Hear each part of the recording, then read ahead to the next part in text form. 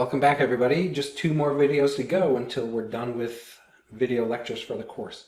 Now, for the past couple of videos, I've been talking about the fact that different proteins fold up in their own special ways.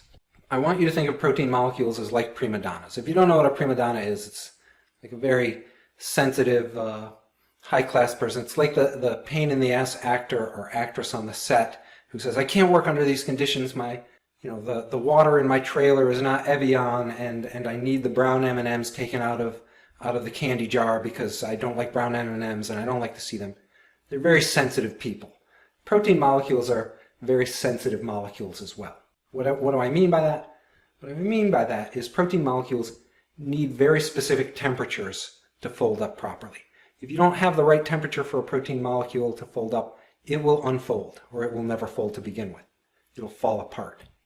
They need the correct pH. They need very specific pHs to work properly. They need the right salt concentrations and many other things. They need the conditions to be just right for them to fold up properly and do their jobs. Otherwise, they start complaining about the M&Ms. So if the conditions are not correct, proteins will unfold in 3D and they won't do their jobs, which can be a big problem for the cell. There's a special name for when proteins unfold. It's called denaturation. And the verb is denature. So if a protein unfolds, you say the protein denatured. All this means is moves away from its natural state. So naturation just means natural, de means away from. Please don't say denaturize or denaturization because it sounds like fingers on the chalkboard to me. Here is an example of protein denaturation. So if you have ever made sunny side up eggs, when you crack the egg onto the skillet, this part here is not white at the beginning. It's clear. That liquid at the beginning that ends up turning white, but it's clear at the beginning, it's basically water with a bunch of folded up protein molecules dissolved in it. And those protein molecules are all folded up and they're nice and happy.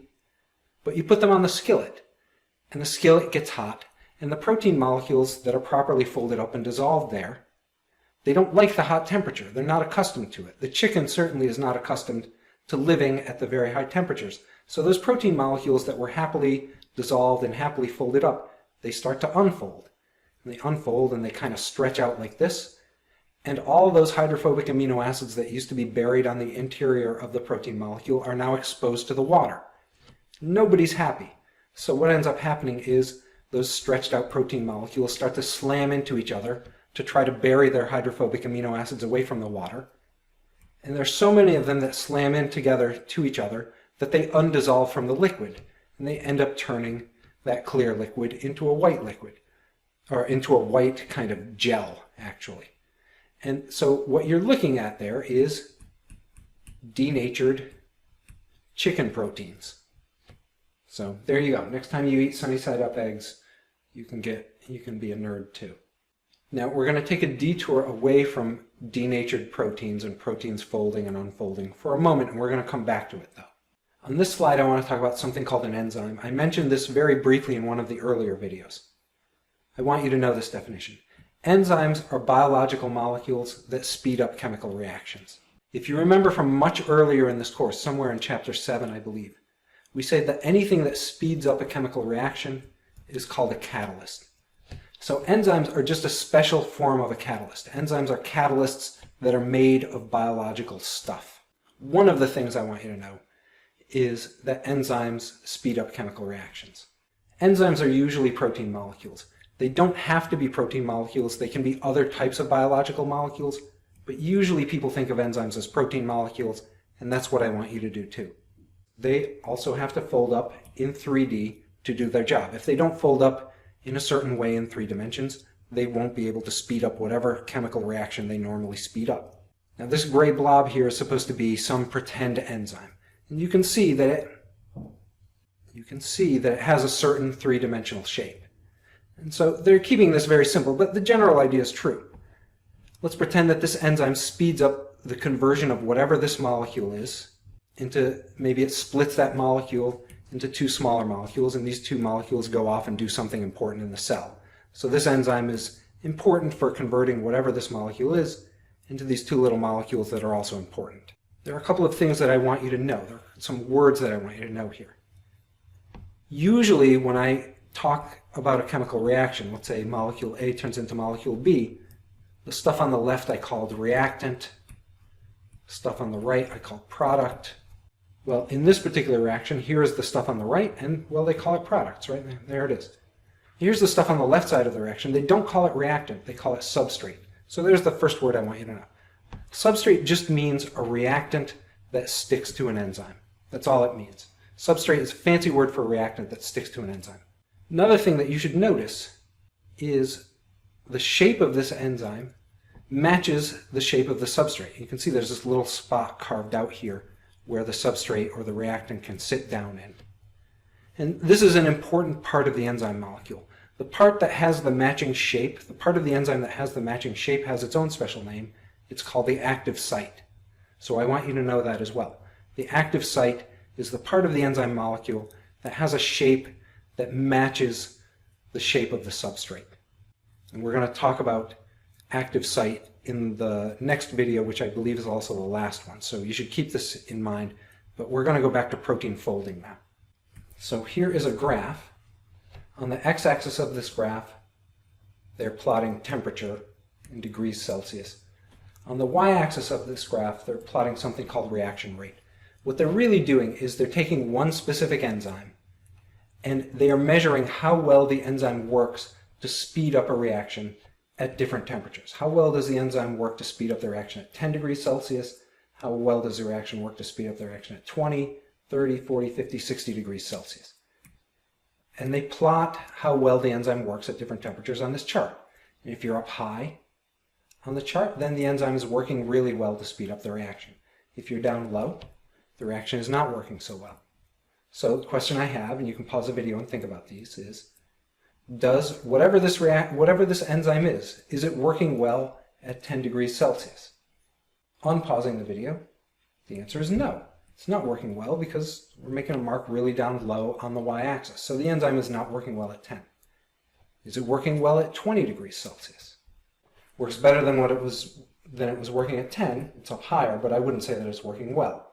The question I want to ask now is, what temperature over here does the enzyme actually work best at? You can pause the video and think about that.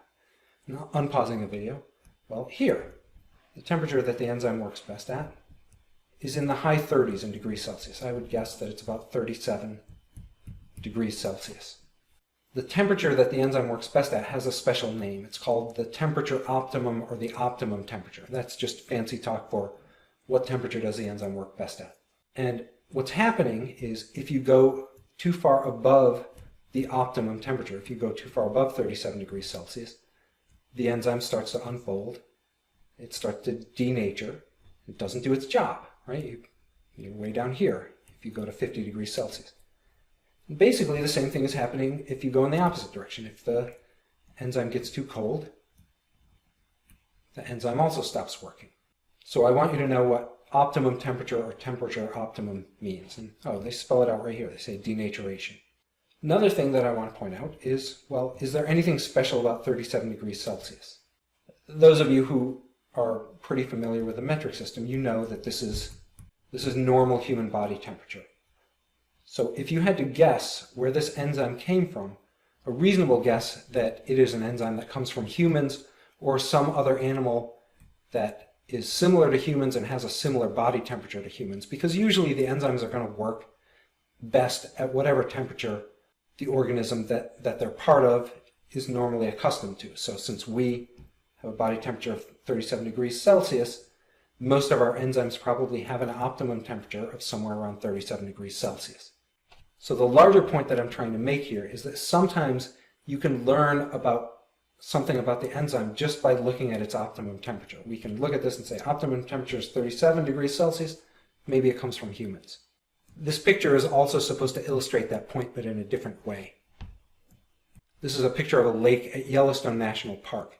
If you look at this white stuff, this is basically steam coming off of the lake, because Yellowstone National Park is built on a giant volcano, and a lot of the earth underneath Yellowstone is extremely hot, and a lot of the lakes are extremely dangerous. The water in here is really, really hot, and you do not want to go for a dip in that water because you're going to end up dead. But I'm not here to talk about the water.